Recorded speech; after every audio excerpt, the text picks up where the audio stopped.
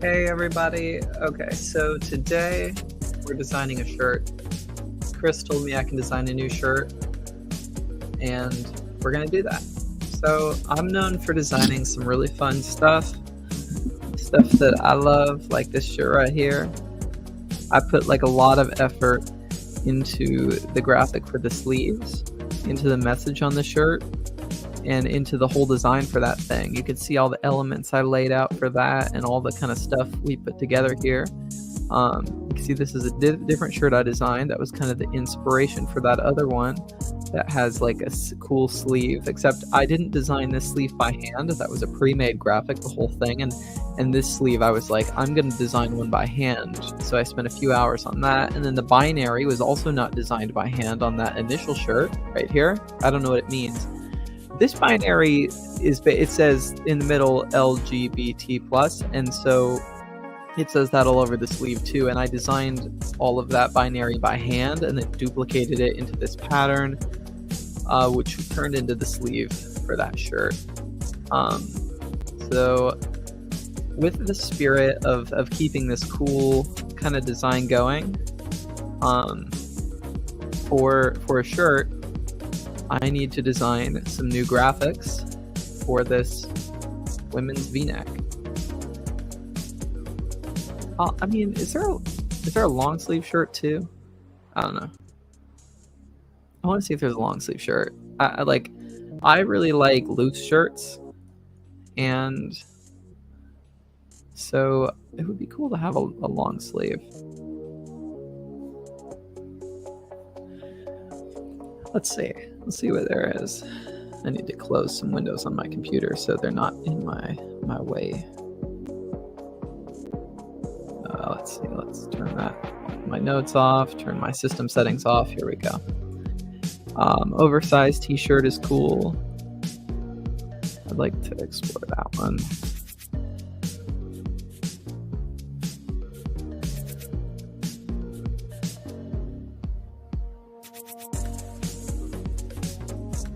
This one might be interesting. Let's explore that one too. So we first need to choose which shirt we're going to go with. Tank tops also can be cool. Gotta find some things, what we're gonna do here. I like this tank top style.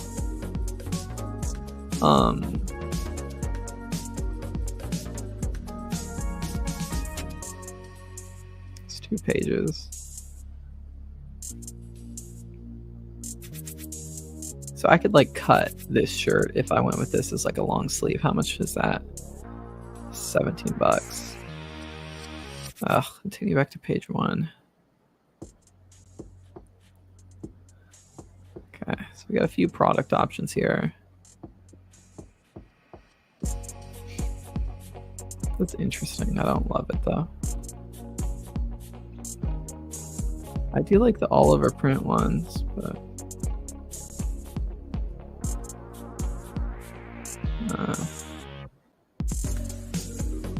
okay, those are our options. So looking through our options,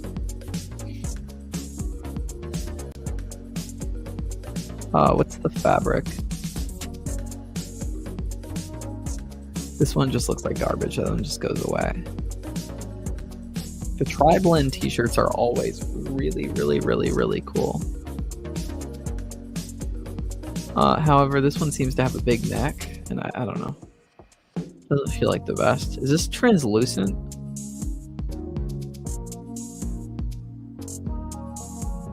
I guess that's on brand for me, but I don't know.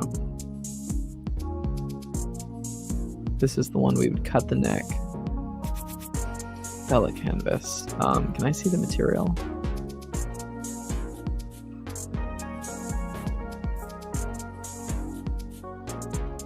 Lightweight. I want a lightweight. Tighter fit around the cuff. Short or whatever. How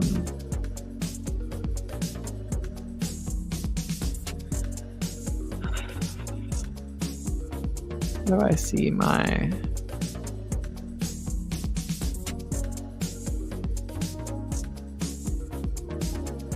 Bella Canvas. Like, I like the Bella Canvas tri-blend.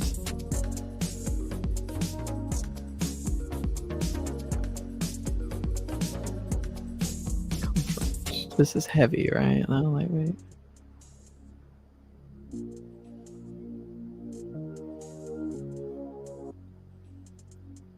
I mean, this looks worse than this one. Like, this one, looking at the shoulders look like a little bit lighter on this one. So I think we're going to go with that one. Then this one's freaking sick. Is a tri-blend? I don't know what this is. So as far as like do we want to do a tank top or a t-shirt? I think a t-shirt. And then we could say, are we going to go with a long sleeve or with a t-shirt? I don't really wear t-shirts. However, this looks cool. This one, it's like a v-neck. I liked the WordCamp Atlanta v-neck I had until I stained it. It was like white. This one also could be cool. What kind of, let's just see what kind of things I can do here. Can you export product templates in Canva? Oops, I'm not in Canva, I'm in Printful.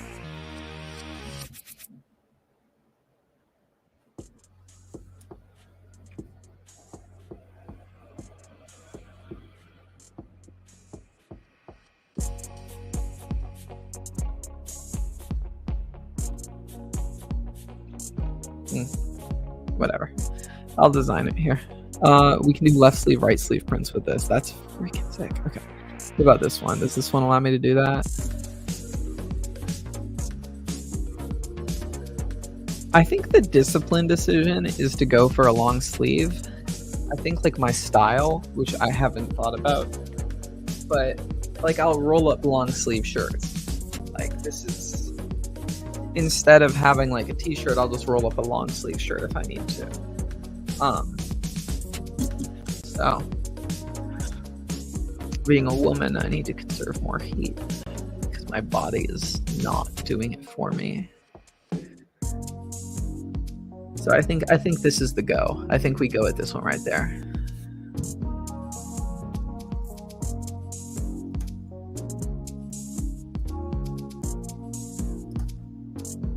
Something like that. Let's get into designing.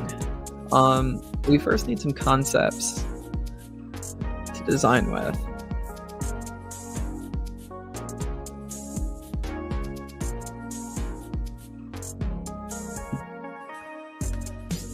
So this is LifterLMS, right? So we're gonna need some kind of base LifterLMS color.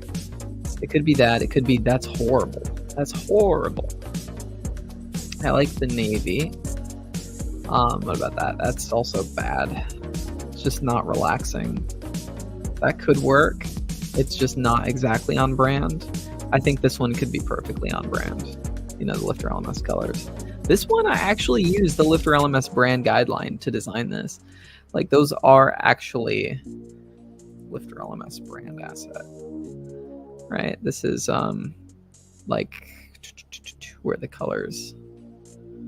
Here we go. So I did use these colors in this design, the dark blue, the light blue. I stuck with it. Whereas like this design is just completely unique, a little bit more independent, a little bit more towards my own brand. This is straight lifter. This other one was like cool and everything, but it was like leading towards me developing this one, which is like, I fucking love this one. So I like the LifterLMS colors, but I would probably want to stave off using the exact colors a little bit, just so I can have a little more creativity. We're still going to stick with the blue and the orange theme because that is the brand. But let's just see what we can do down here. Let's just play around. Go to the elements area. What might we be able to do here?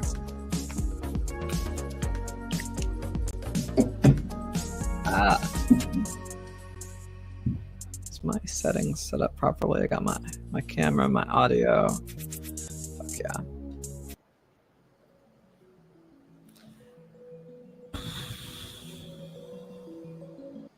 It's not a good song. What is this song? I don't like that one. That's a little much. Do we have that piano one on here? Nope. That's rough. There's a piano one that I like, that I use in videos that I want on this stream. Let's see if I can find it. WP Course Guide Editing Assets. I think this is the song. Can I upload a new song? I want to upload a new song to StreamYard. I want to drag and drop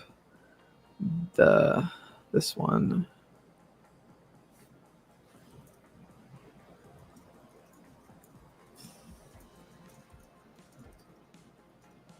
So it's YouTube free music.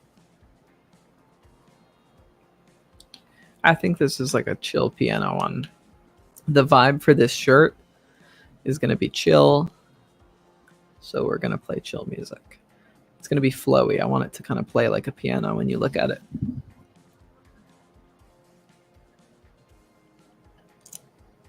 It's thinking.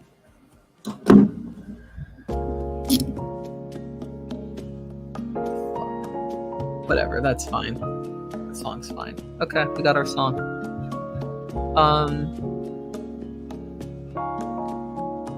Let's go ahead and can I open this in a new tab? That's not the picture. Just get a screenshot of this.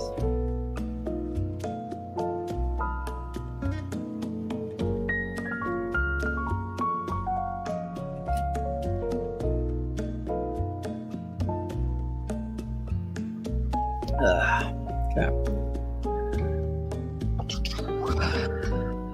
What do we want on this? I like pianos right now. That's cool. That's less cool. Oh, this one's interesting. I like that. I like that a lot. Let's just figure out our colors. So this could be LifterLMS colors. These are not supposed to be my colors, but the LifterLMS colors are a little aggressive on the brightness. Like, I want to develop a color scheme that feels good to go with. Maybe the color scheme could be like a caramel, and then like a peach, and then this blue. So we have like this brown. We can have a peach. Peach. That's a little concrete. What is this? This color. I want this to be more of a peachy peach, like a realistic peach. Peaches are more like this color.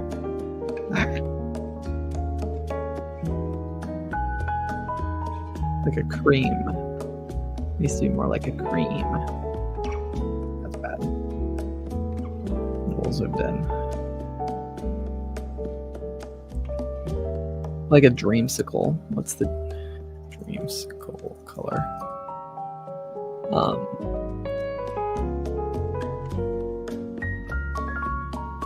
Like these colors here. I'm thinking like that color probably. That color's a little sharp actually. Maybe it's this one.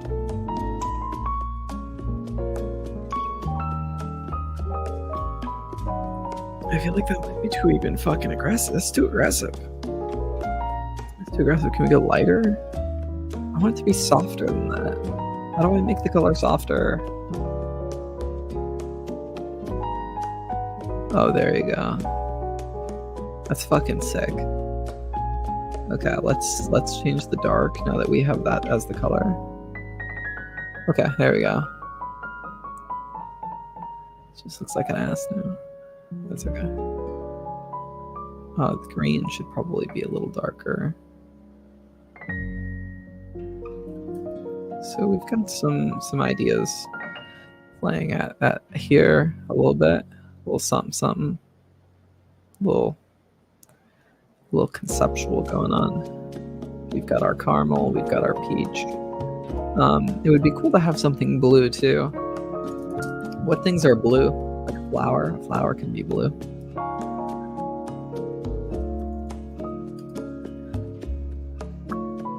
It's too realistic. I don't like these fucking realistic watercolor graphics. But that's kind of cool. But that's also got that realistic watercolor going. But it's got some cool squares. That'll hang out for a minute. What's this? A bird can be blue. Let's get a bird next. Maybe the conceptual watercolors are all my options are really. How about this one right here? Boop, boop, boop, boop. I like where we're at. Blue bird. Bird. You know what? That one actually, that works.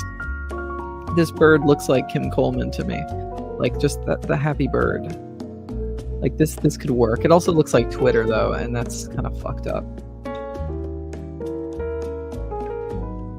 This bird kind of exemplifies what we're going for too.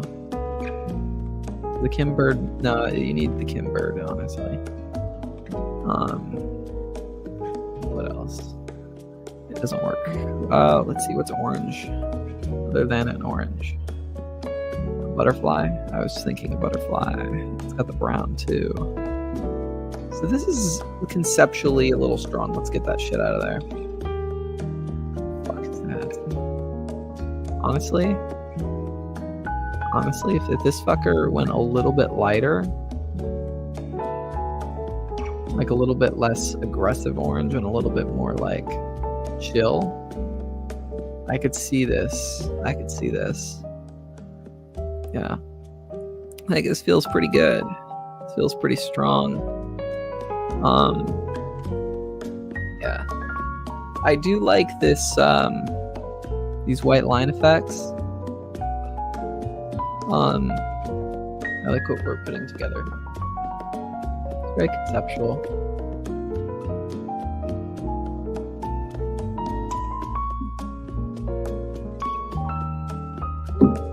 I think it's time to narrow down what we're going to go for.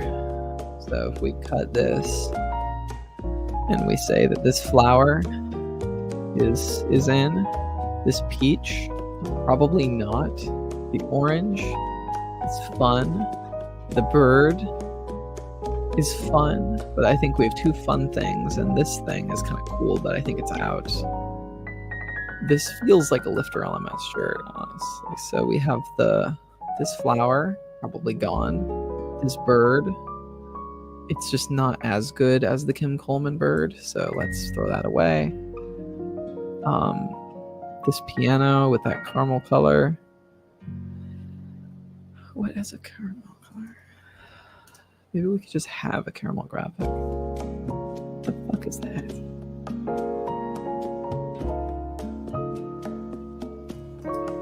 What if the shirt looked like a carameled apple? That's disgusting. It's fucking disgusting. Can I change the color of this? Like this. This is what I wanted.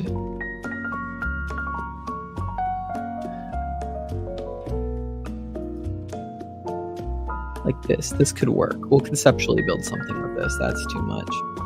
But what we can do is take this color, like this fucking wonderful color right here.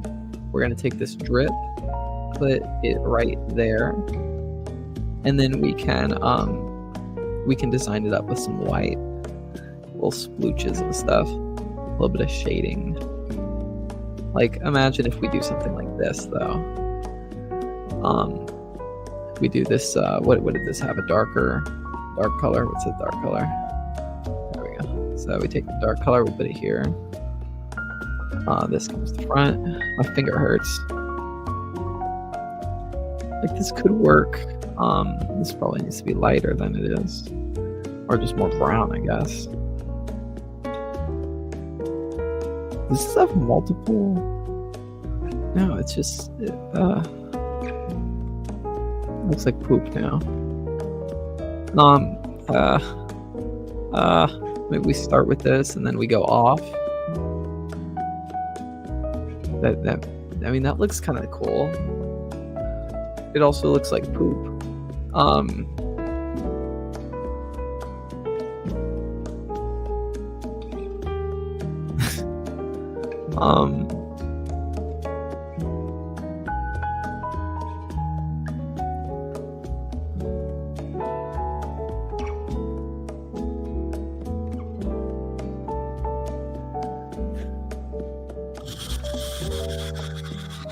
Does this color really need to be involved in the shirt?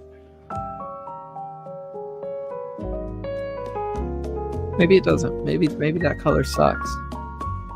Maybe that was a hard way that we removed the piano from the picture. I like the characters going on here. It's more uplifting and light. Like, these shirts are cool and intense, but they're not very uplifting.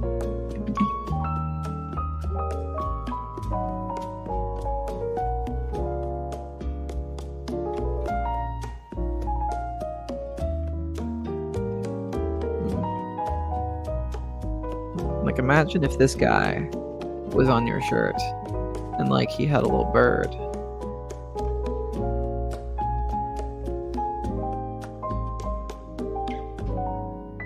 Like, that's fun.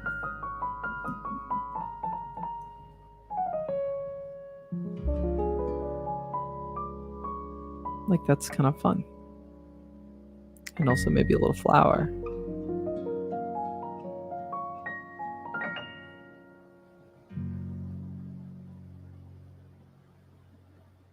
No, I can't replace the leaf. He's got flowers for you, and he's got LifterLMS for you.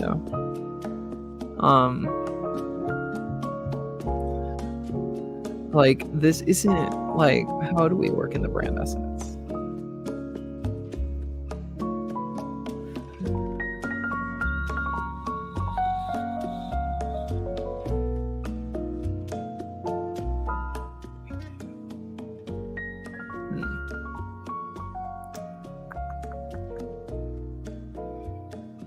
I just want the backgroundless thing. I think this shirt fundamentally supports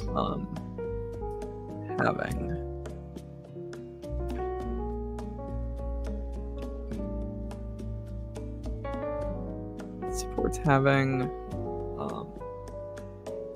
Jacob's calling me. I'm just gonna put Jacob on the live stream. Yo, dude, what's up? Man, what's up? How you doing? I'm doing all right. I'm just making a t-shirt right now. I'm making a t-shirt. You know how what's up with you? Oh, I'm doing like, it's a for work, it's for Lifter. I've got a new Chris, the CEO, hit me up and was like, do you want a new shirt? And probably because my body's different and I have a bunch of dude clothes, and so I'm doing like a Canva design to do something kind of cool like my old ones.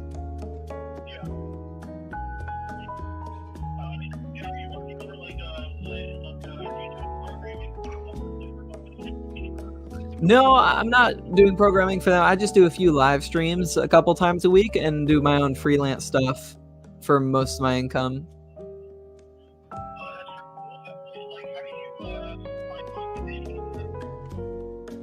Find what? Oh. Yeah,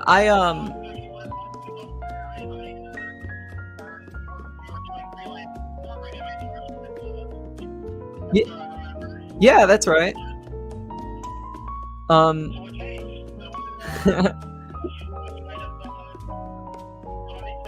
Oh, well, yeah, I'm still doing the freelance programming stuff. It's just I'm also trying to do more like consulting work and more like just general. I actually wrote it on my contact page today, the things that I'm into, like Let me see. I don't even remember because I sent it to a client and then I forgot about it. It was here it is. Full site builds, content consulting, custom development, and then just like marketing and business strategy stuff. That's kind of been my bread and butter for a while, and I'm just trying to amp it up and get more people coming in that I can work with. Yeah, that's actually sick as hell. Yeah. You get to like Yeah.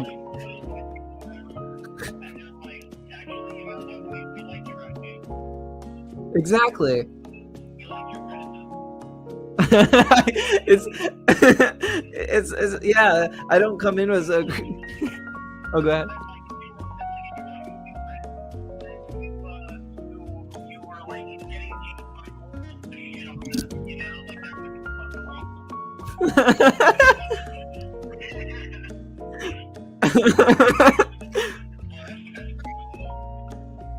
Yeah, it's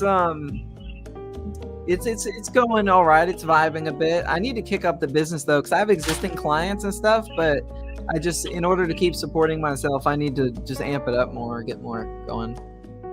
Nice. How I heard that you were planning on buying a place out in God damn it, my memory is so bad right now. I'm so fumed from the gym. I just got back from the needle tower place. Hang on, my memory is God damn it. I'm on the right track. Okay, but forgive me for forgetting where you're at right now. But you're planning on buying a place there. My leading question was to see if your freelancing stuff is doing well enough in order to buy a place. Yeah, this is going to require selling my old place. But is that gonna be sentimental for you? Yeah, it'll be sentimental for sure. It's just that like I have a choice of like, do I want to move on and kind of keep my life going, or because I don't really have a lot of business there. I'm telling you, man, if only Minnesota was a Seattle. Holy shit! Oh my god. Okay, back to this. Anyway, Minnesota is if only it was a more lucrative piece of land that you owned, like it was in a more prime spot. Genuinely, I would highly suggest becoming a landlord, because then you could just subsidize your own housing with the housing that you're paying for, or that you're getting paid for. Oh yeah. But then the challenge is I'm not there. Challenge is that you're not there. You can't really come in and help them with shit if they need it. Yeah. Although you could in theory call out plumbers and stuff and other handymen if need be. People have done that before, but the problem is it's just like you were telling me a while ago. It's like a lot of renovations in order to get to that level. Yeah, it is, and it's a lot of renovations, plus it's just like it'd be useful to live there, so I can also take advantage of home buyer programs out here, first time home buyer stuff in the state. Yeah. I've been unfortunately rubbing shoulders with a lot of wealthy people lately, and almost every one of them has property that they own, whether they live in it or not. Most people I have met who are rich own like a super expensive house in order to rent out to other people, and they themselves live in like a shitty apartment. Yeah. It's pretty wild. I think that's like capitalism at its like darkest. I mean, not actually, but like imagine you're wealthy and you don't even get to enjoy your own wealth. I don't know. I feel like stockpiling gold like a dragon is kind of like, but you know, I feel like in either regard, what they're doing is very financially sound. It is a very financial decision if you have the money to do so, to be able to own multiple properties. Yeah, I agree. Stockpiling money like a dragon. Yeah. Oh, that's funny. But that that'll be exciting for you when you get to actually have your own place, and it's not something that you have to like keep up with so often. Hopefully. Oh, totally. Yeah, and it's, you know, the saddest part is that like I got family up there, but I think about it that I can just fly back and rent a car and stuff. It's not the end of the world.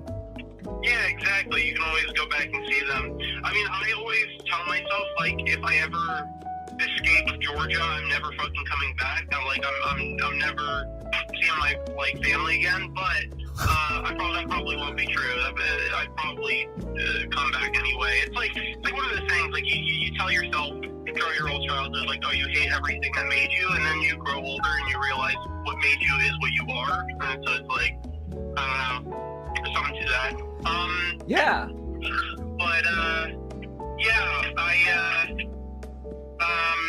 it would be exciting I talked to Ramsey a little while back, and like a few weeks ago, and we talked about possibly coming up together and seeing you. Are you serious? That'd be sick as fuck.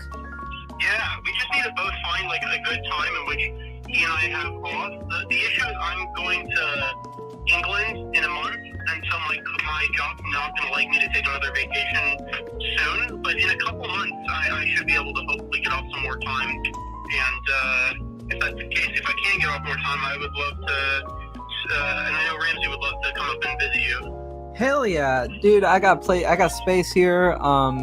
That would be sick as fuck, honest. Yeah, and I feel really shit about not being able to make it down there for Dragon Con. Yeah, you're good. I mean, in neither regard, we just want to come out and see you at some point. That'd be sick. We both miss you. Yeah, I miss y'all too a lot. Like, we could hit up Mock's boarding house and shit. Wait, what's that? Is that like a game, a TCG store? It's like the quintessential Magic store in the country. Holy shit. Yeah, I'm sure Ramsey would like fucking cream himself. He might genuinely like combust into flames if he goes to like a big enough Magic thing. Like, I think as big as he's been to is like conventions and whatnot, but like genuinely, you know, like how like certain unstable elements, if you like throw them together, they create like a nuclear explosion.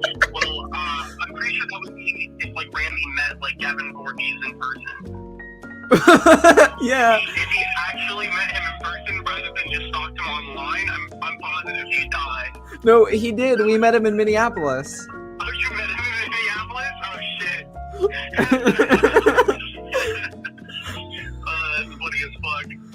Yeah, I don't know, man. I'm telling you, if he gets in contact with so many of the Magic people, it'll be game over. Oh yeah, I mean, they're based out here, so like this is that place. That's pretty sick. And especially if you're even thinking about trying to leave Georgia, then it's always good to like travel. Like, what are you going to England for?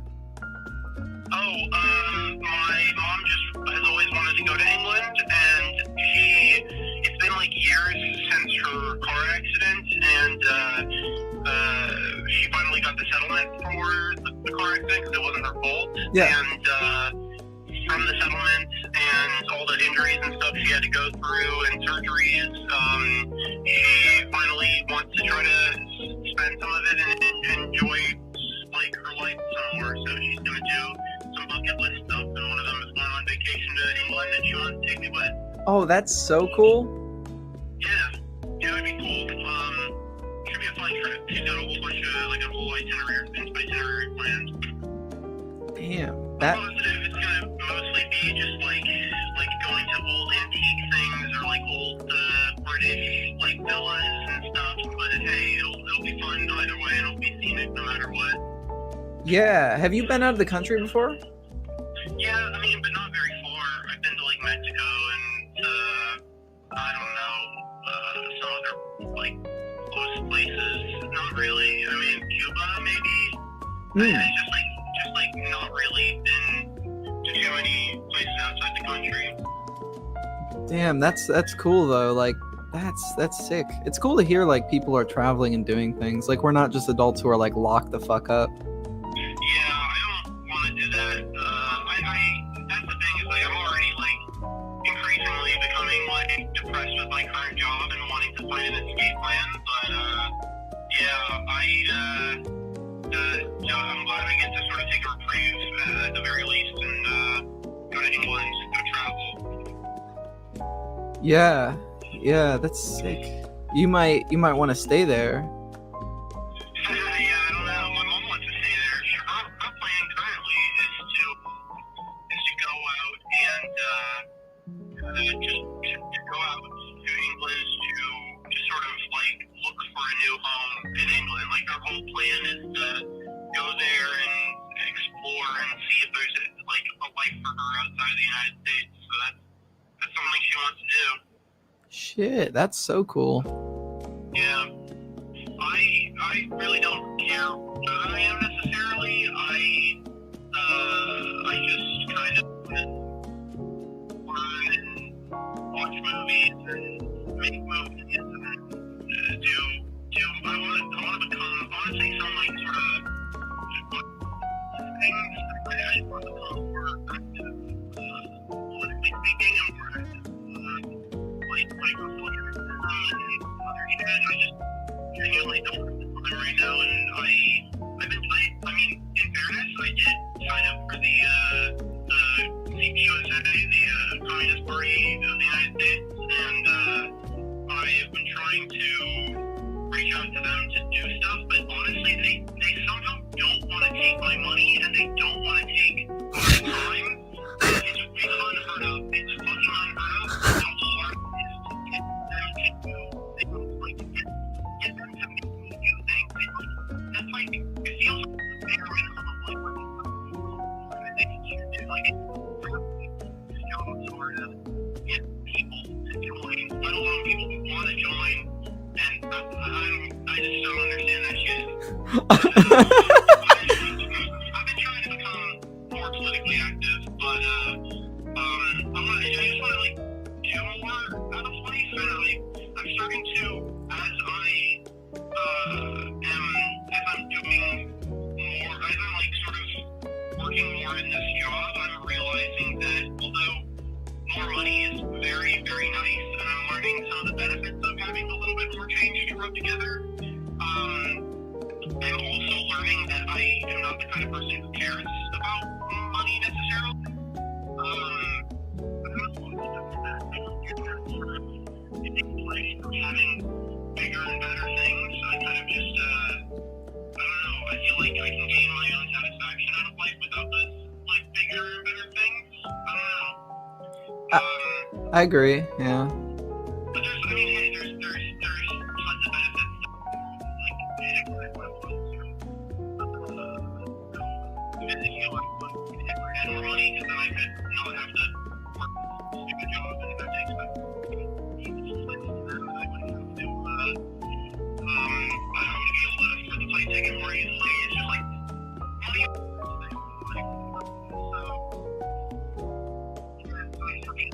I need a better job that I can do while doing everything else I want to be doing.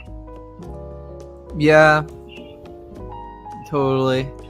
It's yeah, there's like, I mean, I don't know, some people can sacrifice their soul for it, but I just can't. I can't do it, no. I've thought about it. I've thought about it a lot. I just like working. One of the sort of plans I've thought about was staying at my new job and for like a couple of years and just getting myself deeper and deeper into the corporate ladder, because I know the guy who pretty much runs the place, who is the head of the branch division of Audi, and he's making like $1 million a year, and he's like more than willing to help me work my way through the company, but I don't know how long that's going to take, and it's very uncertain how long it's going to take, and in addition, I don't enjoy talking about cars, learning about cars, and I've learned a lot about cars lately, and I don't give a shit. I don't give a shit about what I've learned. I don't give a shit about the people I've met. I could not give a shit less about this place. And so I just like, I don't know if I want to do that. I don't know if I want to like find myself so that I can just get to a position in which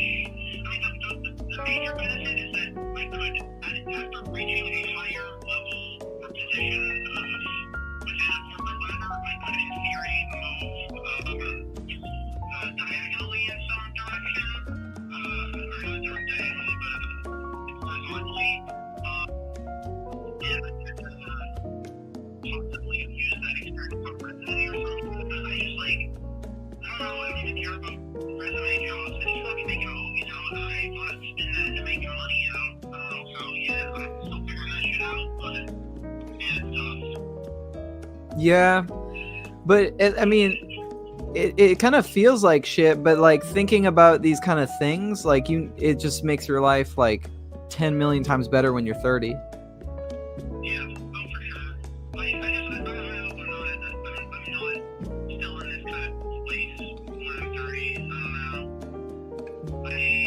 I hope I'm in a better place when I'm 30. I don't know. At least like financially speaking, and I guess like I don't know. Where do I want to be in like 6 years? Fucking hell. Yeah, I just gotta figure out what I want to do in order to make money. I gotta figure out some sort of like fucking way to be financially stable while making films. Oh, totally. It's yeah. Trying to think like when you're you know that shadow work stuff I've been doing a lot of? Yeah. I mean, I feel like that's the answer for me for fucking everything. Where I'm like, I don't know what I want to do. I don't know if I'm like acting the right way towards myself when I'm older and stuff. Because you know how we talked about like, you know, following the heart or whatever, and that making YouTube might not even be what you want to do, and what you wanted to do is like what the hard shit you did, and then whatever happened. Like you could probably apply that to this too, maybe. Like, Yeah, you know. the YouTube thing was, it was, I just, like, I came to this sort of realization that, like, I don't want to be that guy who just, like, endlessly picks apart, like, other film critics and other filmmakers and shit like that in that part. Like, don't get me wrong, like, I think, like, criticism as a whole is, like, very productive and can be very productive, but I think at a certain point of criticism, you get to this point, just like endless tedium, where you're kind of defeating the purpose, where it's like these people are really enthusiastic about film and they're really trying to make films better, and they have a good heart, they are good people, generally speaking, and so like nitpick them feels kind of unnecessary, even though there could be a greater, which is sort of what I try to do with my videos, just like show that even through this nitpicking, I'm not really trying to like shit on them, but sort of show that there's a greater lesson to be learned in the mistakes that these people make. But I still feel like it's not what I want to be doing. I don't want to be like that kind of just like I don't know, just like endless nitpicker, or like just like critic of a critic of a critic. I just don't. I don't know. I just want to be. I don't know. Expressing myself in a better, more productive way. Something in which I can find that someone would like enjoy my stuff, like would watch my stuff and really get something out of it. I felt like some of my videos, people have responded in the comment section and been like, "Oh, this is a really informative video," or "This is like a really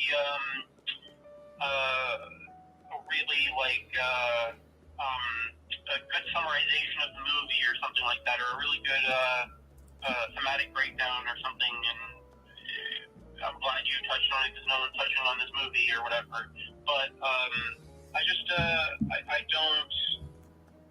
don't think that that's what that, like, I started getting closer and closer to what was becoming successful.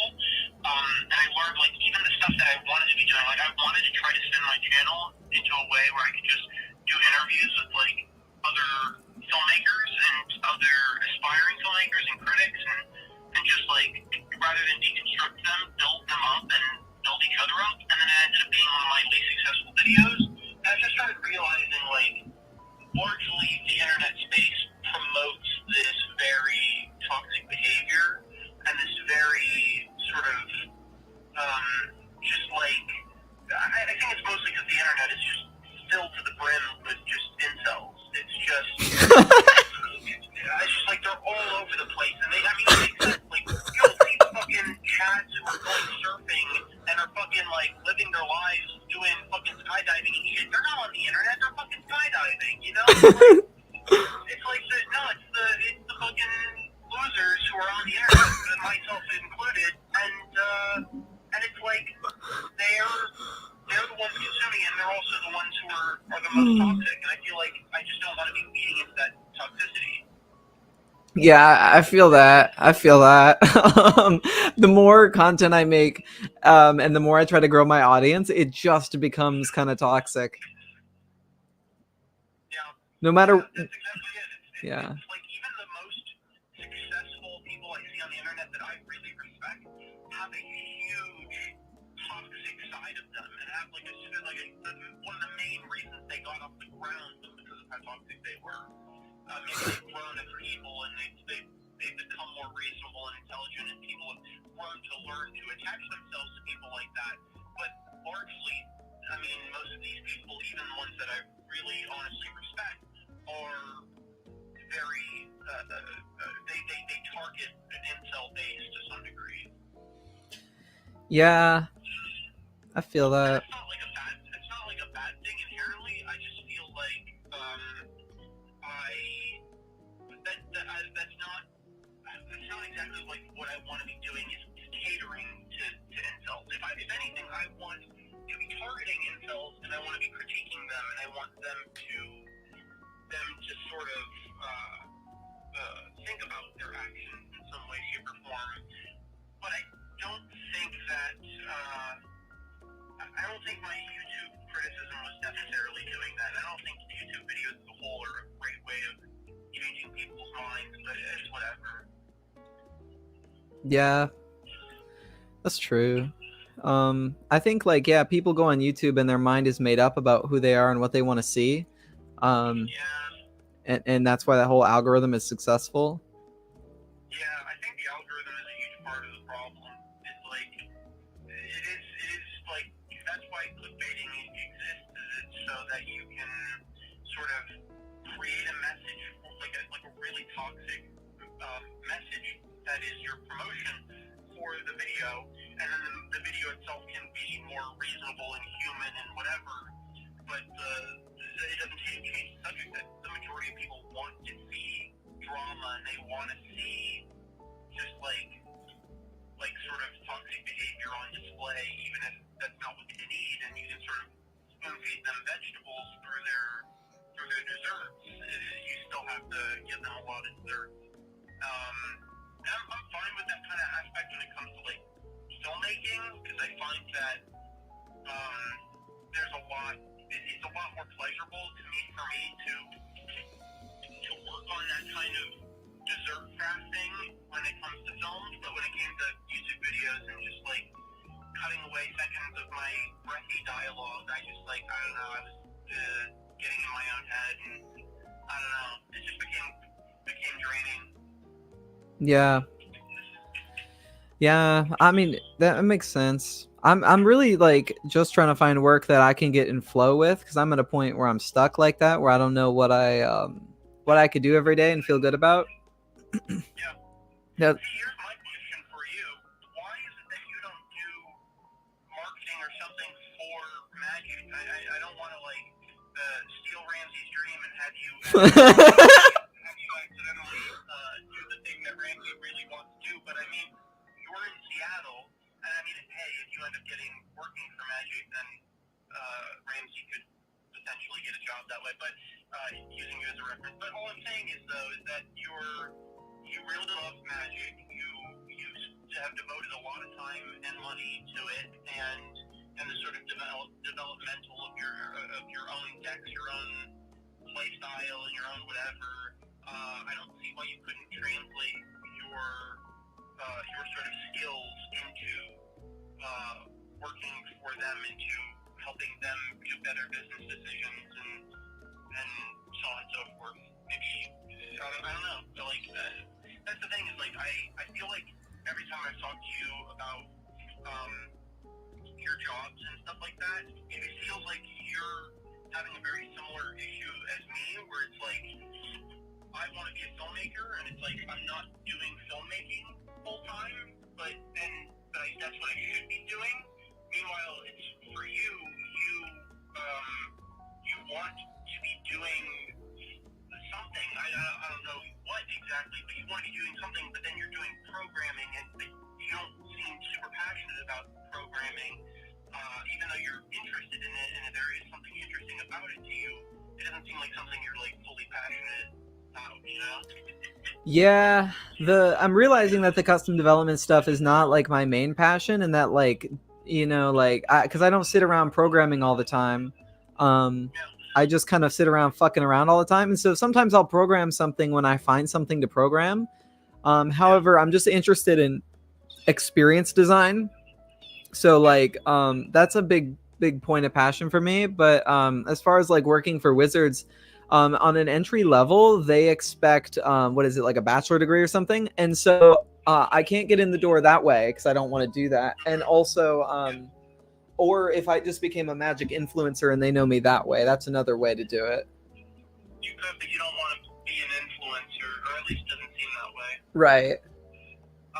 Yeah, I don't know. It's just something you have to think about. Yeah, I mean, truly, it's a really easy answer for me. My problem comes down completely to finances, which I need to still solve. But for me, what I have found as a really helpful sort of piece of advice towards finding what you want to be doing in life is, what do you see yourself doing in your free time the most? What do you see yourself enjoying the most out of life? And then how can you do that full time? And now all this seems very self-explanatory, but how can you do this full time while also providing value for other people? This is a very crucial thing that I think a lot of people skip a step for, and it ends up not actually being their dream because it's what they think is their dream rather than it's actually their dream. I'll give you an example. It's like, imagine somebody really enjoys doing cocaine. Like, they just love fucking doing lines. Like, in their pastime, that's just their biggest relief at the end of the day is doing a line of cocaine. Well, they do their line of cocaine and they just keep doing that line of cocaine and every day, and they quit their job to do more cocaine. But doing cocaine can't provide value for other people. Now, if you can in some way, and they used to do this back in the day, but if you can in some way say, like Stephen King, turn your love of cocaine into writing novel after novel after novel, and then providing value to other people in that way, then that is your dream. But your dream may not necessarily be cocaine. It may be writing novels. Mm-hmm. Does this sort of make sense? Like, yeah. You have to just sort of tap into, what are you doing the most in your free time? What do you find yourself truly in your Zen mode? Like, you could, another sort of, I think, signifier of this is like, when do you find yourself in a space in which time dilates itself, in which time truly does not matter, in which you become so fully in the zone, in which you could do it for quite literally days on end without sleep and still be in perfect bliss, as if it was only minutes that had passed. Yeah. I feel like that's the thing is like, and I'm quoting loosely multiple different philosophers here, but it's life is a journey that is an extended version of death. Life is the long death. You only have one death, and it is and your entire life is a lead up to it. And so, as such, in that lead up to death, how is it that you must make life as if it were an extension of death? So how do you make yourself essentially dead? And again, the question goes back to,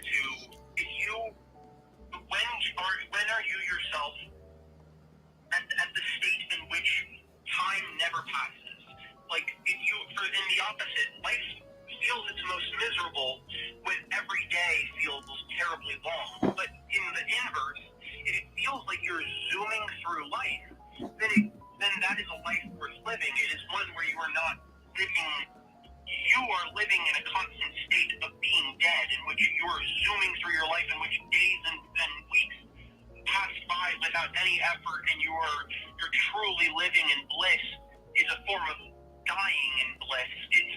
It's a weird paradoxical statement, but I feel like it rings true that whenever you have completely lost yourself in what you are doing, when you are at your happiest, and that is what you should devote the most of your time to if you can. Oh, totally. That's what I'm looking for, and I haven't really looked at it from that perspective yet, but or before. But I'm like going through that process of trying to figure that out. Yeah. But Yeah. you I know. mean, that's something definitely to explore, is something to look into. I mean, hey, like that's one of those things where, I mean, the easiest answers in which a lot of people have found like that sort of state of listen is in exploring the arts, is in reading, watching movies, drawing, like any form of like artistic endeavor. Usually, most people can find fulfillment in, and I would highly suggest these forms of exploration. Mm-hmm. But even then, but even more than that, just look towards, because like not everybody's going to be an artistic kind of person. But even more than that, just look towards what you yourself have done in the past, and when you yourself are the most at bliss. You know? Yeah, totally. I'm like even in designing this shirt right now, I'm designing like an extremely complicated graphic in extreme detail. And it's good. Like it feels like a state of flow. And when I'm doing client meetings and stuff, I feel that state of flow, and I'm talking to people or working with people and teaching people stuff. And so I think something lies there for me. Yeah, I think those are good things to sort of put a pin in, and sort of like find a way to sort of combine these things, and even use these to explore when you're or even deeper in that sort of flow state. Yeah, the challenge is though that like different things get me in different flow states. Yeah. Like that's a big challenge for me, is that so one day I'll be focused on this and the next day I'll be focused on that. Like it switches. Yeah. And I know I could do these things at kind of like a high quality if I really focused in. I just somehow, for some reason, haven't been willing to focus in like that on one thing. Well, again, but see, that's the thing. You shouldn't be looking towards.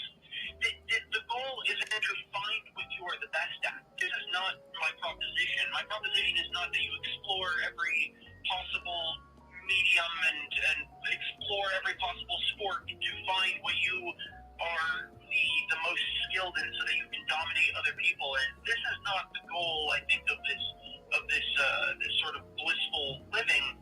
The point is to find, rather than something you are the best at, to find something you are the most enjoyful of, something that you can do with no one watching, with no one being present, with the whole rest of the world non-existing, and you would be happiest just doing this, as if you were a machine. Again, this sort of antithesis to life. You are a machine, but if you could, in a sense, be a machine doing this forever on repeat, and it not having any form of reward basis. This is another thing. A lot of people create their dreams based on a reward basis, on where can I get? Like, I want to get to a place. But the point is that dreams and I guess motivations should not be reward driven, because when you get that reward, or if you never get that reward, it always leads to disappointment. The point should be that you are enjoying the process of doing. This is sort of what we talk about in like working out in the gym. It's like, it shouldn't be about getting to a certain place of fitness, because being at a certain place of fitness will never be attainable. I mean, you could get to that place of fitness, but then you yourself will not be happy with that sense of fitness. The goal of fitness should be in getting fit, in that sort of repetitive breaking down yourself in the gym, that sort of being a robot, lifting the machine over and over again, just constantly being in that sort of gym state, moving the metal weights over and over again. It's so mindless if you think about it, but I think this is a very good analogy for what like a good dream should be, is what can you do as if you were just mindlessly being a robot, mindlessly moving the weights around, and be happy just mindlessly moving around the weights. And again, there's an additional component that I think is really important and fulfilling for most people, which is that how can you spin this into being productive and in a way that helps other people. But that's an additional step. But I think you need to take the first step of finding what makes you most at bliss. Yeah, I agree. That's a good point. It's tough.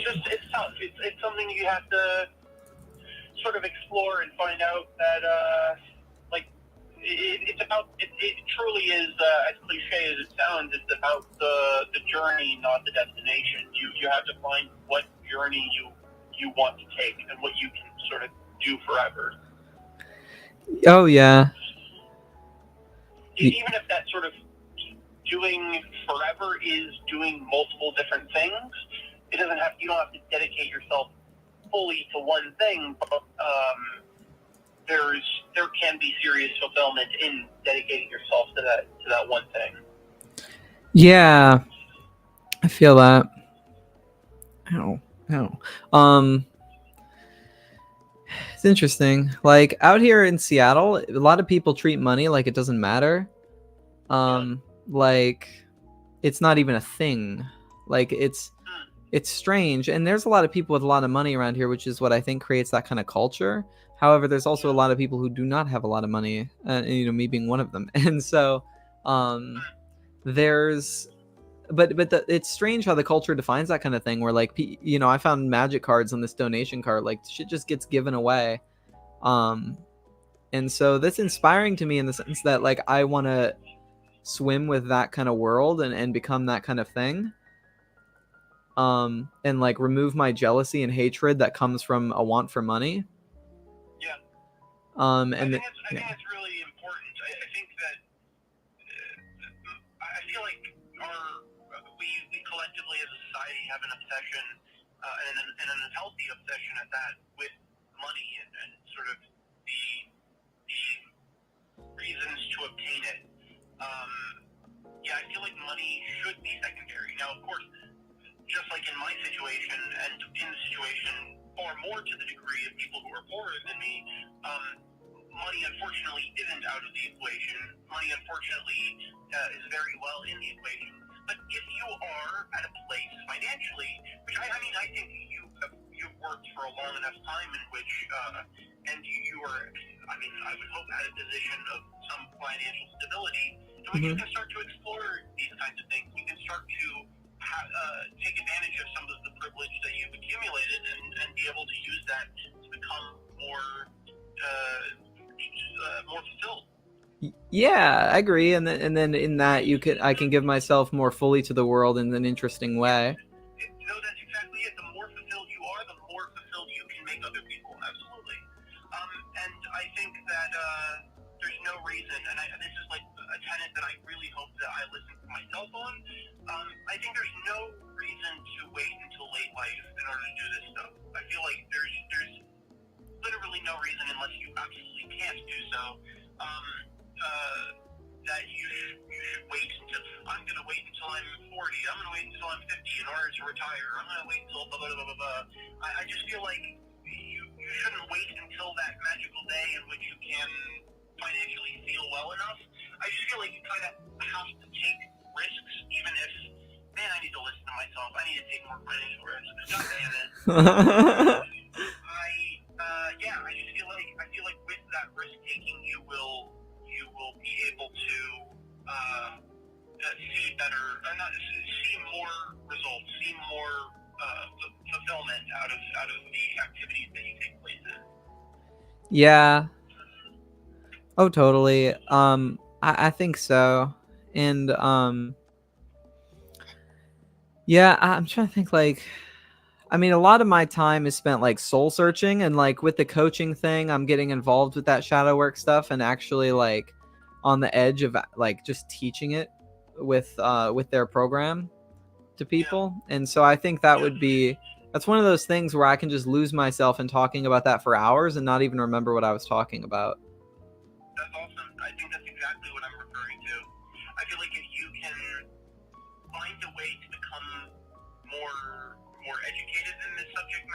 and then the subject matter surrounding it. And I feel like if you can find a way to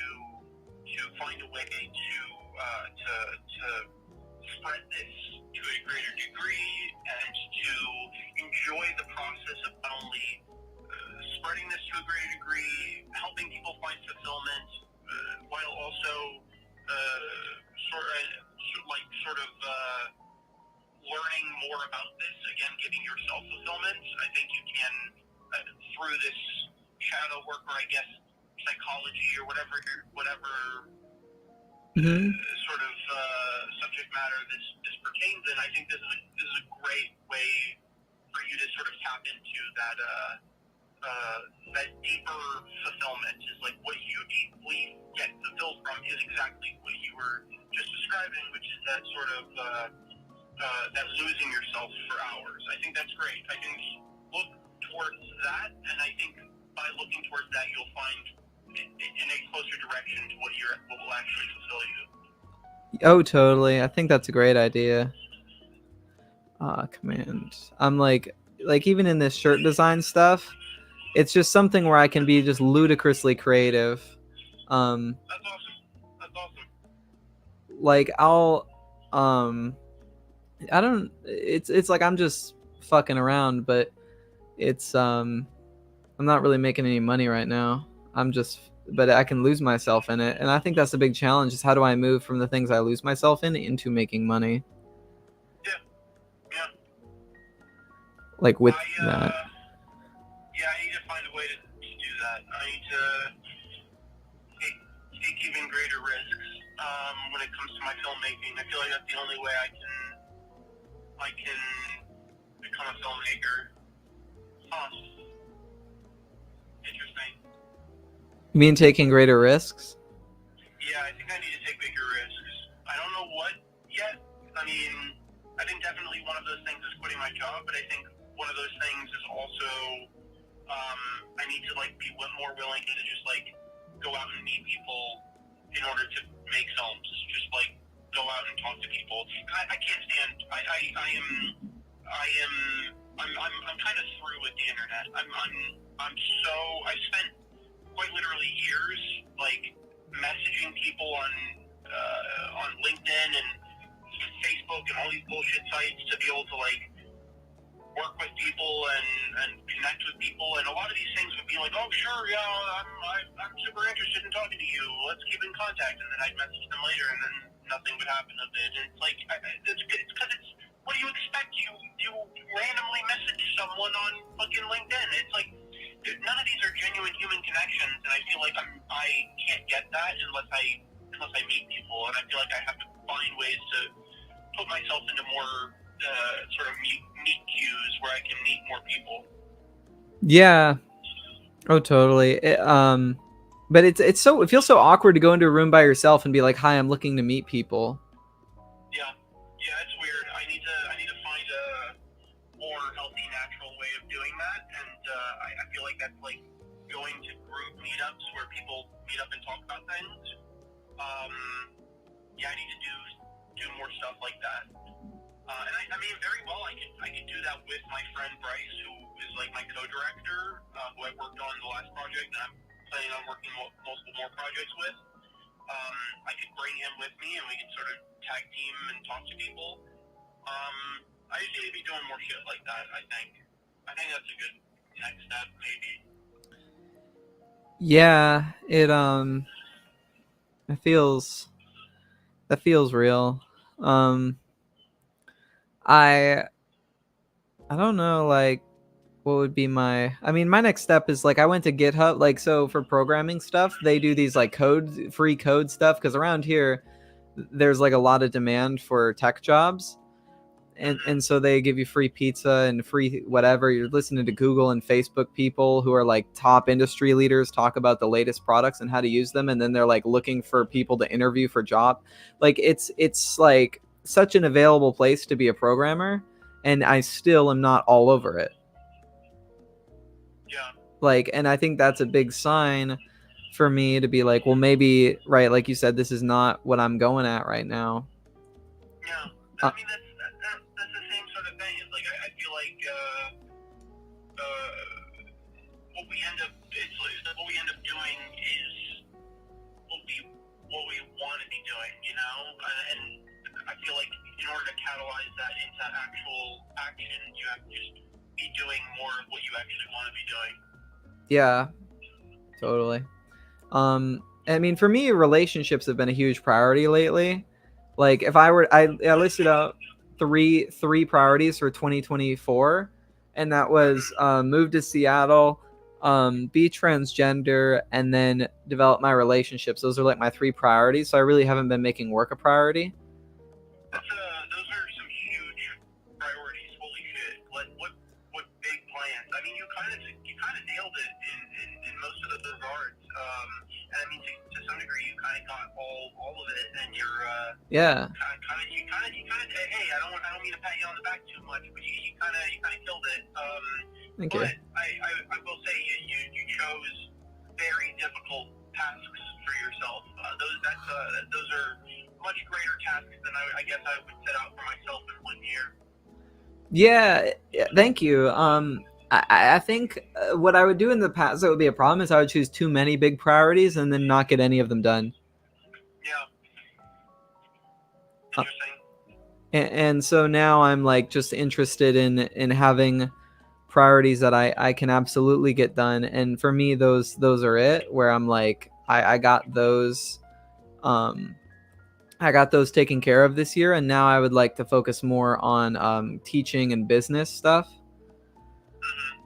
And so that's gonna be my 2025 goals is to complete my move, like basically sell my house, and then also do the coaching with the shadow work and have a positive relationship with that, and then also grow my WordPress business. It's kind of like my WordPress business supports me, and I want at the end of 2025 I want to say that it is supporting me and growing. Yeah, for sure. Do you I forgot what I was gonna ask. I was gonna ask something.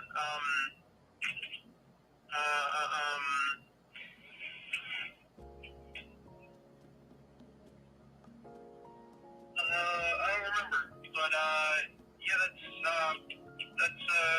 are some great goals. I'm not sure I'm entirely done with 2024 yet. I gotta work on some shit. I will say though, I have, considering how much I've been thinking about sort of like what I want out of a relationship, I've been sort of swinging back and forth between two different ideas. One idea, which is the far more difficult idea, which I'm not entirely certain if I commit to, which is like I should go out and spend a lot of time meeting people for relationships and trying to get into a relationship via just meeting new people, having interesting discussions with people, making new friends, yada yada yada. This has always been sort of difficult for me, and I think also translates to the difficulty when it comes to like meeting people in a career sense, which I think I need to, in both regards, just become better at. But then there's like also the alternative in which I think there's like a deep sadness, which is that like I can't be in a relationship, not so much in like an insular way, but more so in a way that like I feel like I have been so damaged by my past relationships that I am afraid to go into another relationship. And now, like, for the longest time, I told myself, no, this isn't the case. No, I want a new relationship. I want to be in a new relationship. I desperately need to be in a relationship. And I think in many regards, all of that is true. But at the same time, I think the reason why I'm not in a relationship currently and haven't been in a relationship for quite some time could partially be because it's almost like you're like a child who wants a lollipop, and the child loves lollipops. The child like really loves sugar and sweets and whatnot. But child after they reach for the lollipop, the child will like sort of instinctually retract their hand without even the electric like zapper being there. And I feel like that's kind of where I'm going with love right now. And I feel like I shouldn't be, but I feel like the only way to get into a relationship is to get around that. But it's sort of this like instinctual, sort of like subconscious desire for me not to be in a relationship because I feel like it's for self-preservation purposes. It's for the purpose that it would be less harm for me mentally than to be in a relationship. But I think what I need to get past is that the mental harm of a relationship is exactly what makes it so good and so formative and so helpful. I can't find a way to encourage myself to doing that, to metabolizing it, to turning it into action. I don't know. It's tough. I can't materialize this sort of desire, especially considering I've completely given up on social media or what do you call it, dating apps. I find that they're a lost cause. But I don't know. I feel like beyond dating apps, beyond the very simple nature of I just click on the button and I match with someone. I feel like that sort of matching is a way of risk aversion. It's another way that I'm sort of subconsciously trying to avert risk, and I'm trying to keep myself risk-free because the risk would be harmful. But I think what I need to start learning is that this sort of risk will be helpful in the long run. So I don't know. I need to either figure out a way to sort of ward off my sort of subconscious desire to avoid risk, or I need to live with being in a less than desirable existence, which is not ideal. Right. Damn. That I think like what community of people are you interested in? Like for me, I was interested in like the BDSM community, and I was interested in spiritualism, the people I hang out with on the Zoom all the time, but I'm talking about like it's really fucking BDSM. There's no way I'm in a relationship where like my girlfriend's not like a hardcore dom. So I know that. Here's another question: is how is it that hasn't spun itself into some sort of flow state? How is it that sorry to interrupt because you're actually giving some good advice right now, but I am curious how the BDSM thing as a hobby hasn't manifested itself in some way for you into some sort of greater dream or desire. Oh, it is. What I'm saying is like you should look towards that as well when it comes to formulating what you want to do as a career, what you want to do as a means of. Yeah, I don't know. I think there's something to that, but yeah, I think what I mostly find kinship in is like film people. I don't know. I just like people who want to make films, people who have similar taste in movies as me. But again, I'm trying to distance myself from this sort of nature that like I need to agree with everybody on everything, because I feel like that's so like backwards and doesn't work towards creating healthy relationships. I feel like the best relationships are ones in which I disagree with them and they end up sort of changing my mind and changing my world perspective on. So I feel like I need to aspire towards finding those relationships. I feel like I just need to. I feel like film is a good way to do that. I don't know. I feel like a lot of these people are also very insular, and I feel like a lot of these people are not exactly social, and there's not many social gatherings in which I can meet these people. I don't know. I don't know. Yeah, I think like for me, the BDSM stuff did actually manifest into a relationship that could actually manifest into like career potential for us. Yeah.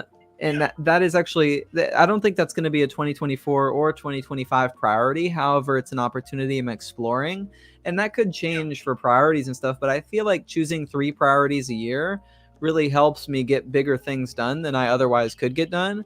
And so that's a future goal for me. But the so basically, but I chose the community I wanted to, like, that I knew was like kind of a staple for me in relationships, and then went and found that I just went and moved into that community. And then even once I was here, I was still afraid to interact and go to the clubs and do the stuff that I need to do to find those people. Like, I'm still fucking terrified.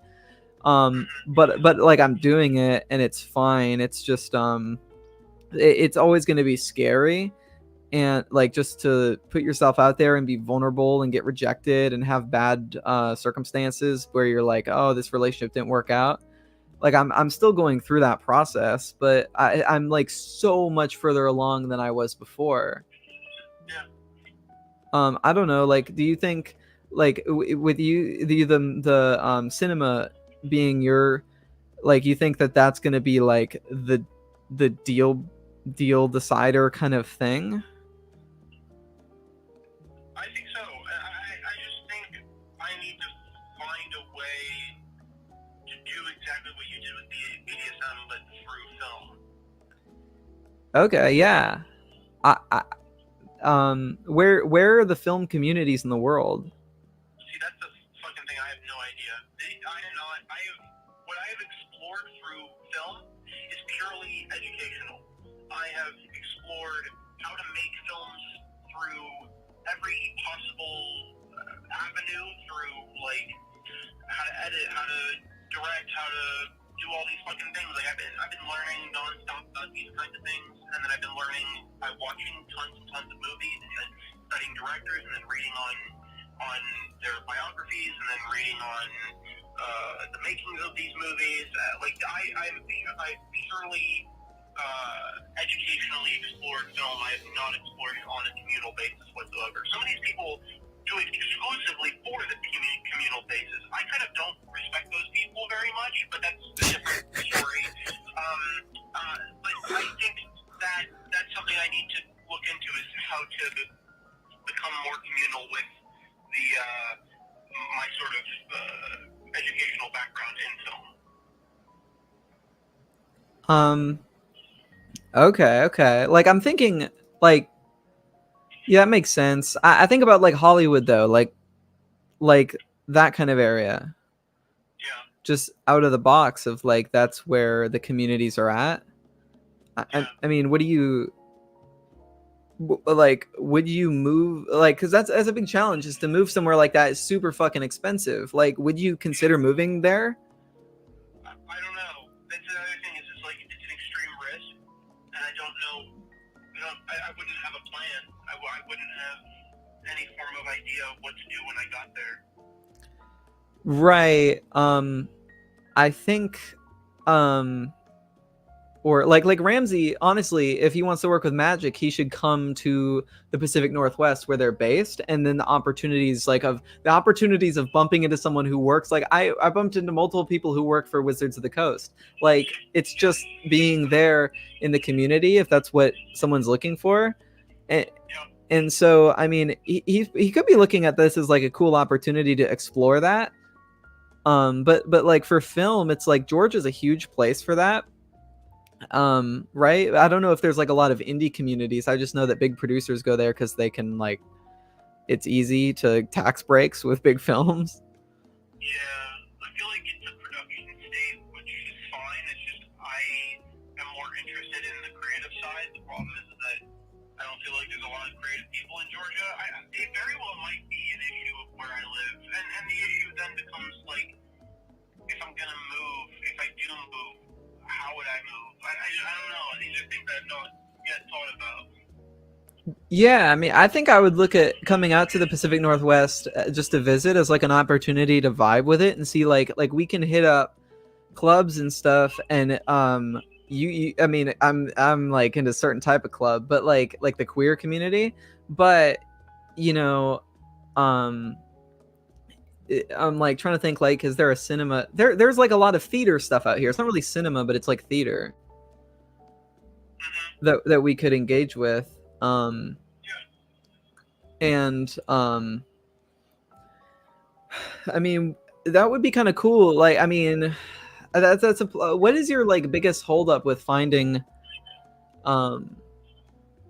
like to pursuing like a movie career where you're like making money directing? Like, what's the biggest choking point?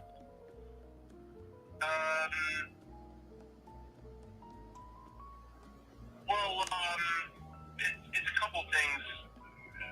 Well, I mean, like, what do you mean by like? Because like that's the thing is like, in order to make my own films, I need financial support. I need to save up, and then after saving up for quite some time, then spend my money on the film itself. Films and filmmaking is a very expensive passion, and the only way to be able to do that under someone else's dime is to sell someone else on your own idea. The issue is that often my ideas are not very profitable per se. I mean, they could be underneath a niche audience, which is what I'm trying to currently advertise, which is that my niche audience can be profitable, but I don't know how to do that as of yet either. I'm still exploring that with my own independent films, but then there comes the issue of like working for someone else. If I'm going to go make films for someone else, I would have to creatively be under their dictation, and I don't want to do that like at all. That's like one of my greatest fears creatively is to have to craft something that I dearly love, and then to have it be torn apart, and not even like critically torn apart, but just like nonsensically be torn apart, and like what happened when I tried getting the short film made by the producer guy who I was talking about, who had the airplanes and the cars and the bullshit. He was like, yeah, just write me another draft, but where it has nothing of anything that you wrote about, and instead it's just only about the cars and only about the planes. And I'm like, no, thank you. I don't want to work with you. It's just like I can't do that. If I'm going to be produced by someone, I need to be on the same creative wavelength as them, and they need to give me some form of creative freedom. The problem is that most of the time that kind of stuff is only afforded to a very small handful of people. So I need to. I've determined that I just need to make my own films, but the problem is that becomes just a financial problem. So the biggest issue is then to find someone who is willing to back my films, who is willing to essentially support something that is not necessarily guaranteed financial return, but I could convince will give them some form of financial return.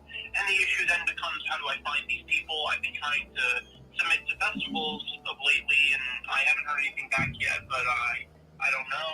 I doubt I'll be able to hear anything back yet. It's very rare for people to hear back from these festivals. But yeah, I feel like I need to be finding ways to meet the people who run these festivals and run, and not just run the festivals, but go to the festivals. I just need to be finding these people and having sit-down conversations with them more often. I don't know how to do that, and I don't want to reach out to these fuckers on the internet. I know that's like how you can identify them. I know that's how you can like fucking like zoom in on them and find exactly who they are and track them down. But I don't want that. I want it to be more organic than that. Yeah, that makes sense. Yeah, that's interesting. So with that being the challenge, I mean, this place might be an interesting place to be. Like if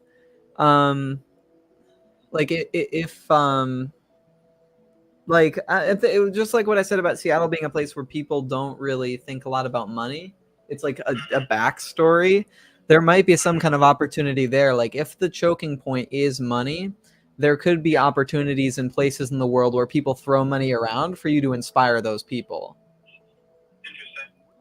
That could be a good idea. Yeah. Like I don't really like, and I mean, we talked about like how like we think relationships would help us actualize ourselves. Like I think that for me, um, and like, do you think that um like having a creative sugar mama is going to be like a really big gain for like Dude, that would be the best thing of all time. That would solve all my problems. If I could meet a woman who is like what do you call it?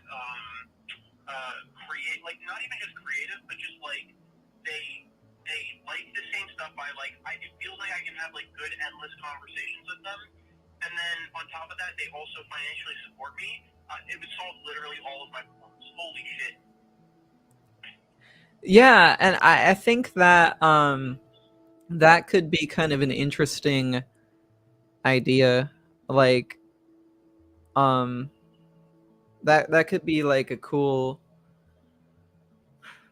thing, um where you would, and with that, like I think designing your like pipe dream lifestyle like that and then going to the places where that's happening will be the way that it happens. Like I don't feel like a lot of those people are in Georgia. Yeah, I agree. I can see that. Huh. And damn it, why can't I get a I'm designing my shirt and I want to fucking turn around mock up. I want to see it. Um make an order, view a template at Well, create. now here's a question for you. I don't want to intrude on your life or your lifestyle, but if Make an order. hypothetically speaking, if I were to move out with you, and I'm not Template. implying that you even offer, Mm-hmm. but hypothetically, I move out with you, and I pay rent with you. I work some sort of coffee shop job, whatever. I work something over there. I guess like what would be the move from there? Like what would I do there that's different than what I'm doing here? Yeah, I think that would be pretty sick as fuck. I think like what you'd be. You would like that? Yeah, totally. If the boys were out here, that would be like cool. Like the biggest part of leaving Georgia was like leaving y'all behind. Like when I first started interacting with Brian's group and really having fun, I was like, fuck. I know I'm gonna leave Georgia and go to Europe for the summer. And I'm like, and I don't know what it's gonna really look like for me to come back because I know the club's closed and my dad's moving on. So I'm like, do I commit to hanging out with the boys and making friends? You were driving like from Tennessee like every week. Holy shit! I'm gonna forget that you did that shit. Oh my god. That's so much, but I mean, hey, we appreciated it, or at least I did.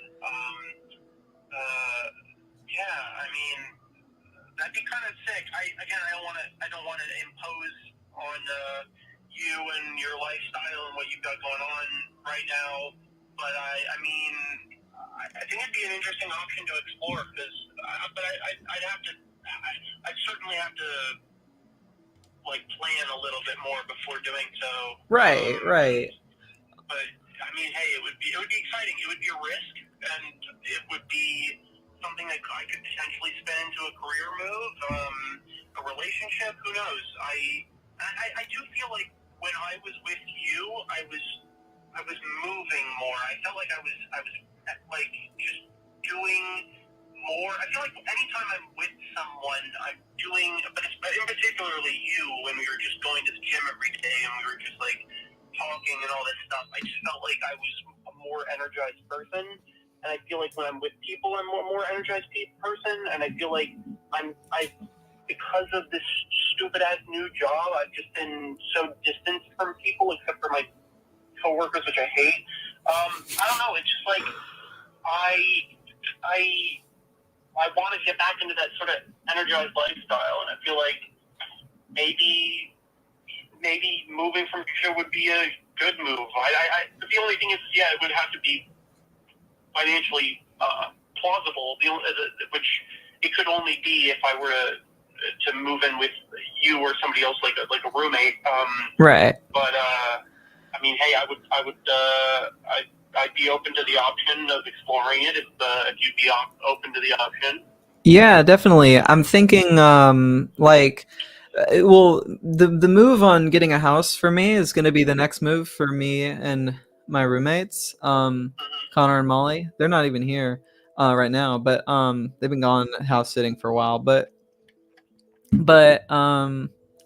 like I don't know if my girlfriend would want to move. Whatever. It's like what we're exploring is like a 3-bed, 2-bath place. And like depending on the amount of people interested in this concept, they could be like we could do something bigger, like especially something like a multi-unit. I always think would be cool.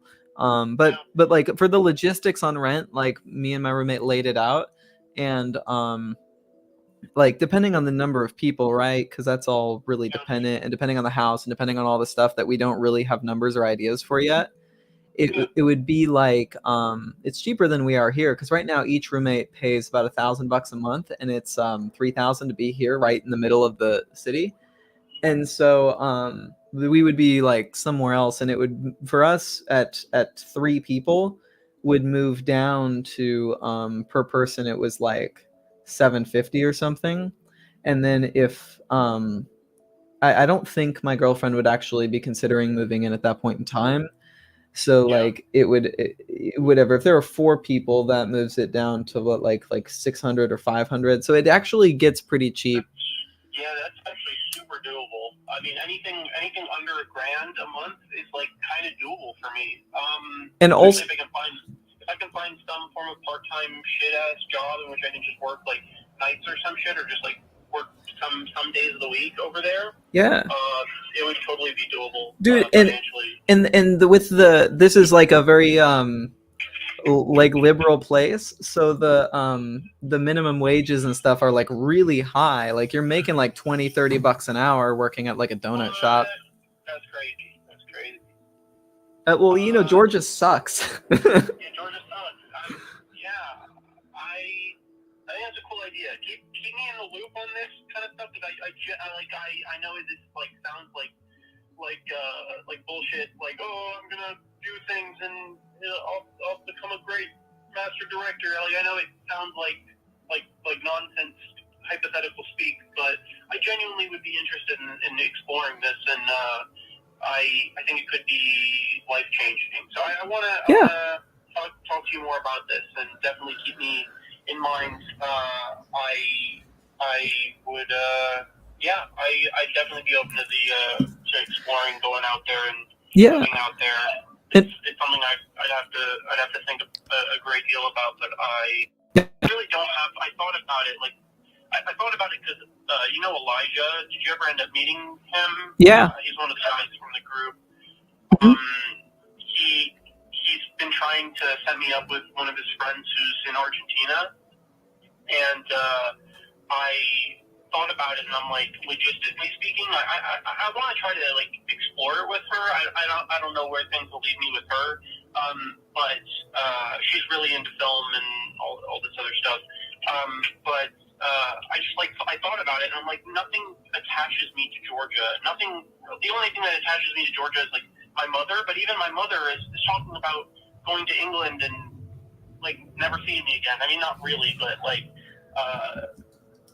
truly, it might be a better option for me to simply just leave Georgia. I mean, like I'd love to be able to like hang out with you every day and do shit and be more creative and be more active and do all this shit that I'm not doing in my current job. Yeah, and I think like if we look at it as an opportunity, like if you and Ramsey are able to come out in the next like few months. I'm sorry, Ramsey's never leaving Georgia. I doubt it. I mean, like for a trip, he would love to come. Right. Genuinely, he would love to come, but I don't think he's going out of his parents' basement ever. I'm sorry, I don't see it. Well, you know what I mean, where I'm like the coming out for a trip or something in the next few months, and that would give you an opportunity to sample the region and check out the things and the scenes and see how you feel. And that'll be like a cool. I think like the only thing you really need to logistically find out now is like what would it look like to leave your life behind and ship things, like shipping costs and all this stuff. No matter where you go, Argentina or anywhere, just like look what it would look like to leave, and then you could test out a few places and see like which place you want to land in. Yeah, my biggest sort of moving hole would be my Blu-ray collection, but honestly, that's like a couple boxes I could probably ship up. It's only like 500 movies. But I could what do you call it? I could find some boxes. I told my mom this. Like, she was trying to convince me to move out to England. I'm not sold on England as like a place to be, but she was trying to sell me on it, and I was like, Mom, no matter where I go, I need my Blu-ray collection. That's like my pride and joy. Yeah, I mean, hey, if I do end up moving out with you, you sort of get to sample the Blu-ray sort of collection. You get to watch untold amounts of movies. And by untold amounts, I mean like 500. Oh my God. But yeah, so there's a lot of movies that I own, and I'm very proud of my collection. But that would be something that I would have to think about no matter where I'm going. I mean, truly, I would be more willing to lose the clothes on my back than I would my Blu-ray collection. Well, I don't think anywhere you move you have to lose that. Okay, that's awesome. What do you? Even if you went to England, like, why would you lose that? Just because it's harder, because I'd like have to like pay for shipping costs of that, and it would be huge to ship over there. Like I don't know what I would need to ship over there. I mean, it's doable, I think, but also living spaces there are kind of small, especially where my mom wants to live, and so it's like I don't know how are living spaces over there, by the way, and Seattle. I mean, they're spacious. Like, I mean, we're in the city in like one of the most expensive places, and we have like a lot of space for all of our stuff. I mean, it's hard to map out to you how it's just like a regular size bedroom, and then the living room is pretty large, and then the stuff here is it's not tight quarters like in the United States, especially not the Pacific side where it's not like a New York City or no. Okay, awesome. No. Awesome. Because New York, I never want to live in. It's too.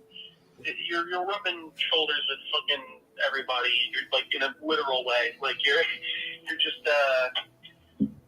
too. It's too cramped. It's too smelly. It's too whatever. I don't know. I don't love New York. But yeah, if it's not like city life, in that regard, I actually like city life when it comes to like the go out and explore things at night kind of shit. I just don't like it when it comes to like living spaces being so small. But yeah, if the living spaces aren't that small, and again, it would be a great opportunity for me to explore that if I were to come out for a trip. So I think yeah, a good next sort of step would be for me to start planning a vacation. So I have to start thinking about that. I'll definitely hit you up when I have a sort of month in which I'll land on for that. Yeah, that sounds sick. Yeah, that'll be awesome. And I'll get Ramsey in on it too, because I know Ramsey really wants to come out and see, and he's got fuck all going on. I don't even think he's working right now. Oh, did he? Wait, I've been gone since January, end of January. Did he get a job since then? No. What? No, this is Ramsey we're talking about. Ramsey can just not do anything and be happy. I mean, good on him. This is the thing, though. It's like I don't see Ramsey as like inspirational, because it's like he's happy, but he's not providing anything for anyone else, and I don't think he's becoming a more fulfilled whole human being because of it. But c'est la vie.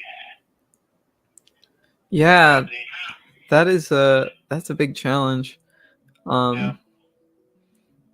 It's damn. Like, I mean, we're young still. I mean, we put a lot of pressure on ourselves, but I think ultimately we're still pretty young. on the big scheme of things. I think. I'm always impressed seeing like more wealthy, more like I work with one of this fucking kid. I hate him so much, but partially I hate him because he's just so wealthy, and I hate that he's working a job, making $17 an hour with me, and he's like his father owns. He's like a fucking tycoon of this like shipping business, and he's set for life, and he's deciding I want to work so that I can make more money than I get in my what do you call it, allowance. He gets an allowance, and he's trying to make more money than he makes in his allowance, and he's trying to create his own business so that he can detach himself from his father. And I'm just like, this is some rich kid shit. This is some like extra rich kid shit, and I hate him, but I'm also kind of jealous. I'm not gonna lie. Totally. That's And he's like 19, and I'm like, damn, like why the fuck am I like he has so many more options than me in life, and it's purely finances. It's purely because he was born into a better position. So yes, I'm jealous. I'm not gonna lie. It's the classic like, oh, socialists are just jealous scenario. No, in this scenario, yes, socialist is jealous. Yeah, I mean, he's probably got some fucked up things though that you don't have. Like I was talking to my roommate Connor. We grew up poor in Minnesota, and we're like the people like we're dealing with some rich people right now, like some acquaintances, and we're like those people are suffering to figure out how to make money in the world. Like they do not have a relationship with money the way that we do. And they say that they're like, this sucks. Like I don't know how to work my way up from the bottom. I just don't. And like we do. And so now they're going through this whole like I'm not good enough crisis that like we just don't have. Yeah, he's definitely not the brightest bulb in the shed, or whatever the expression is. So there's many situations in which I'm like, no, I'm glad I didn't grow up with the level of privilege that you did. But there's other situations in which I'm like, no, like I could have used it. I could have used it. But, totally. Yeah, I don't know. Besides the point, I'm kind of we're still kind of young in the grand scheme of things. We're not like fucking child prodigies and working our way up, but maybe that's like for the best. Maybe the child prodigies are kind of fucked up late in life, and hopefully we won't. So, yeah, let's I'm gonna think like deeply about when to sort of plan a trip out to see you, because I think that would be really cool, and it could possibly open the door for moving, which would be kind of exciting. So I don't know. I'll definitely keep talking to you about that kind of stuff. Yeah, that sounds great. Well, I unfortunately have to go because my mom is texting me like fucking 10 times a minute and being like, "Where are you? Why aren't you home?" So I'm gonna deal with that. Cool. But you have a good rest of your night. You too. It was good talking with you. You too. Talk soon. See you. Bye. Bye. Back to stream. Is this still going? Yeah. All right.